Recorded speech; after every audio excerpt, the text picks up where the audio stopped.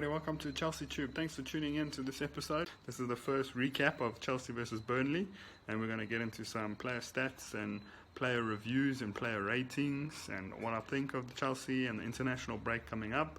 So please definitely hit that like button, hit that subscribe button, and turn on the notification bell, and we can meet once, twice a week depending on how many times we play. But yeah, thanks everybody for tuning in to Chelsea Tube, and welcome.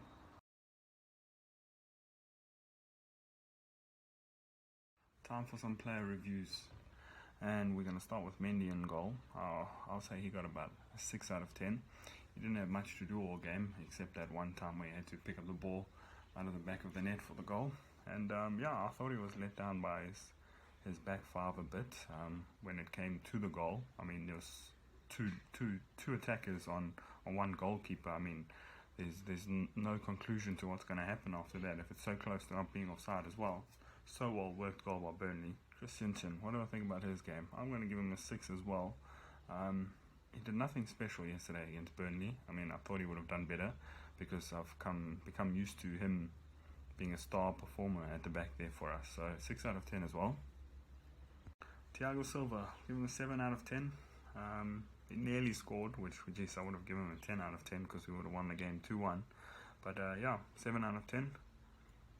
Antonio Rudiger also gets 6 out of 10. I mean, he dominated physically in the air in both boxes.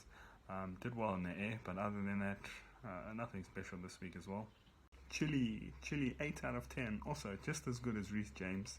Obviously, just on the left. I mean, he got forward every chance. Good crosses, good tracking back, super fit, stamina of an ox. And yeah, if it wasn't Reece James, it was Ben Chilwell. So our wingbacks made me happy, ecstatic this weekend again. And just Chile coming off being player of the month in Premier League last month. For a left wing back, in the form, and he must have so much confidence. I mean, you've seen it with the goals that he's been scoring lately. Outside the box, left-footed volleys, half volleys, every flipping volley you get, he scores. Reece James, man of the match for sure. At least 8 out of 10. I mean, he was killing Burnley down the right-hand side. They had no option, no answer to him. All he did was leave players for dead. Great crosses. He obviously assisted the goal, scored 2 bangers last week. He's in the form of his life at the moment in that right wing-back position. He is the best right-back in England, I would say, right wing-back. N'Golo Kante, 7 out of 10. Mr. Consistent. Finally glad that he seems to be getting over his little niggle. All he did, he just dominated, and he was also, not surprisingly, but he was good going forward again with the ball. Jorginho, 6 out of 10. Honestly thought he did well yesterday in such a physical game. I mean, Burnley are always physical, so for him to get a 6 out of 10, I think he played well. But also, UEFA Men's Player of the Year, could have done a little bit more, but yeah. Ross Barkley, I must say, surprise name on the team sheet. I didn't expect him to start. Wasn't in my thoughts. I thought he might come off for a little cameo off the bench. But wow, what a game he had. I mean, a great game. Hundreds and hundreds of touches in and around the box. A couple banging shots. Should have scored. Should have really scored. A player of his caliber, even though if you're on the fringes of any team in England, you should be scoring that goal that he missed. So, but yeah, we can't talk about that now. He's missed it. And yeah, thanks Barkley. Callum Hudson-Odoi, what a game he had. Give him 7.5, nearly 8 out of 10, but we won't give him 8 because then he had a better game than Reece James, and I don't think that as much. He played a little bit out of position yesterday, more up front in a 2-ish sort of formation, free roam sort of thing. Thomas Tuchel knows what he's doing. I back him. Still, some Chelsea fans are ridiculous at the moment, saying he's not the man or whatever. I don't agree with that. Some naive people in blue you are. But back to Callum Hudson-Odoi, he just couldn't beat Nick Pope. Honestly, I lied. It should have been 5-1 because Hudson-Odoi either should have passed or he should have put that around the corner to beat Nick Pope with his left foot. Mr. King Kai Havertz scored a goal. Great header. Great cross by Reece James, like we said earlier.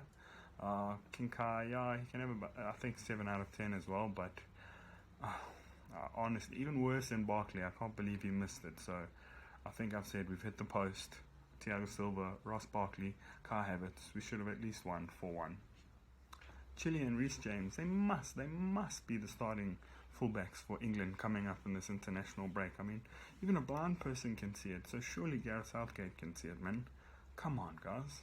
Pick Ben Chilwell and Reece James for the English team. There's nothing else to say.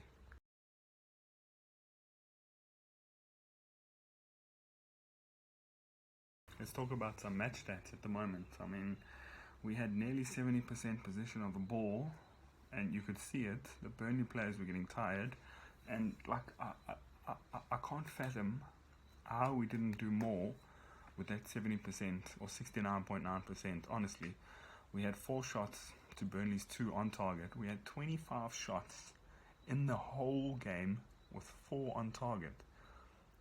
That's disgusting. That's a horrible stat. I mean, yeah, Burnley had 5 and 2 on target, and they scored 1. We had 833 touches. We had 660 passes, 8 tackles, 3 clearances. We had 14 corners. We are normally great at corners, man. 1 offside, 1 yellow card, 6 fouls conceded. So all in all, good stats. Good stats. I can't see how, if you had read those stats to me from off like a FIFA game or just off to any football fan, you would have said they would have at least should have won 4-1, 5-0. Those are the stats, honestly, for a winning game. Let me know in the comment section below. What are your plans for the international break? Are you going to follow the Chelsea players? What would you like to see from us here? Do you want to see a video on who's playing where, who's made the international teams, and a follow-up on them, maybe all the Chelsea goals scored in the international break? And because what do I have to do now with the international break besides rest? I mean, international football is World Cup, really. That's what we want. But yeah, some of the breaks, they come at the wrong time, you know. I mean, I would have loved for Chelsea to play midweek or the next week again to get over this 1-1 against Burnley. So yeah, let me know down in the comment section below. Do you guys look forward to international breaks, or what do you guys do for fun during international breaks? Because 2 weeks, I must mope and I must walk around my house with my wife saying, "Oh, lighten up, be happy." How can I be happy? I mean, it's not the end of the world, but we drew to Burnley after we had 4 or 5 clear shot opportunities. Yes, Nick Pope is a great goalkeeper, and should he be in the England team? Yes, he should. Different conversation for another night. But Chelsea, please, you hurt me. Like, my little 2 cents as a Chelsea fan. You know, currently I'm finding it hard. I've seen some comments on Twitter and some people DMing me and everything, just like stupid things about our club. You know, I find it hard to put up with Chelsea fans sometimes. I mean, yes, I think they go overboard a little bit. Okay, a lot of bit. Great English. But we all want the best for our club. Doesn't mean when somebody's having a bad 1 minute, you throw them on the side of the road. I mean, get over yourself a bit. Look where we are. We've only conceded 4 goals. 4 goals. All season long. Yes, 1 came against Burnley, and it was a 1-1 draw. We're all not happy with it. But look where we're sitting at the moment. We've nearly been on top of the table for the whole season. We've scored a crap load of goals. We've only let in 4. Our defenders are owning England. I mean, how can you not be happy? We are on course to beat our own record of only letting in 15 goals in the whole season. 15 goals in nearly 40 games. It's impossible. And we are on track for that again, and some people are still not happy. Do I miss Big Rom and Timo Werner? Hell yes, I do. It looks a lot more fluid when they're in the team. Yes, Werner's a striker and he's not banging in 2-3 goals every week in UEFA and in the Premier League. And Rom has come back home. He needs some time. Now he's flipping injured. But like, give the guys a break. They're gonna come good. Mark my words. But anyway, let me know, like I said, down. Please like and subscribe to my channel for more Chelsea content on Chelsea Tube. And we'll see you in the next episode.